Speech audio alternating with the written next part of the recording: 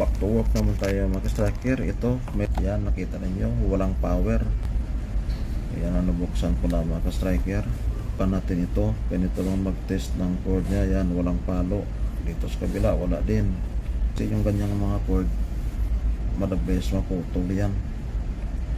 Yun, lagyan ko ng hindi siya maputol kasi nilagyan ko ng bibing dugo para hindi siya mabusangsang.